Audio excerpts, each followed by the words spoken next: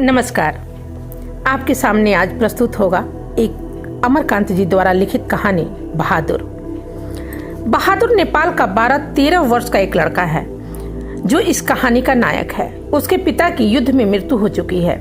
माँ की पिटाई से परेशान होकर वह घर से भागकर एक मध्यम वर्गीय परिवार में नौकरी कर लेता है।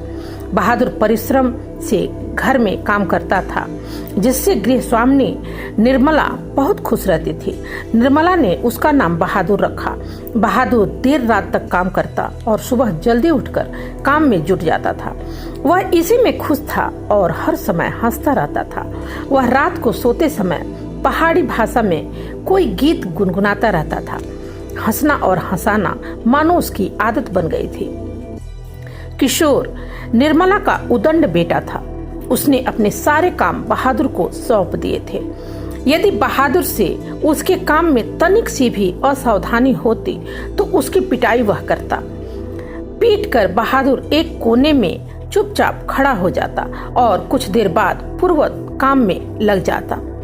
एक दिन किशोर ने बहादुर को सुअर का बच्चा कह दिया। बहादुर इस गाली को सहन न कर सका और उसने उसका काम करने से मना कर दिया। अब तो घर की स्थिति यह हो गई थी कि तनिक सी भी गलती होने पर भी किशोर और निर्मला उसे जमकर पीटते।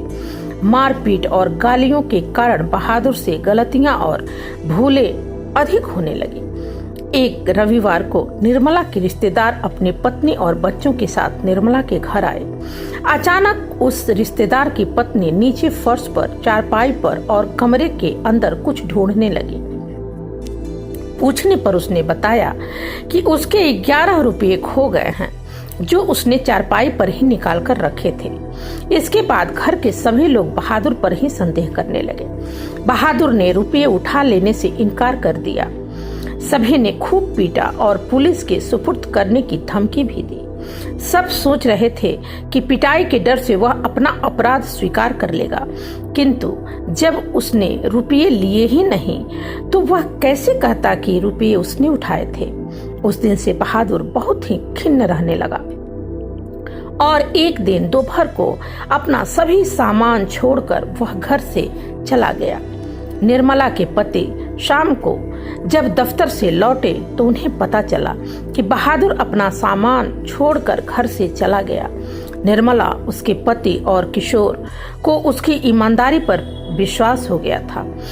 उन्होंने सोचा कि रिश्तेदारों के रुपये भी उसने नहीं चुराए थे। घर के सभी सदस्य पश्चाताप करने लगे, लेकिन अब तो बहादुर चला गया था। बस उसकी यादें ही शेष रह गई थीं। बहादुर निर्धन तो था, पर स्वाभिमान और सहनशीलता उसमें कूट कूट कर भरी थी।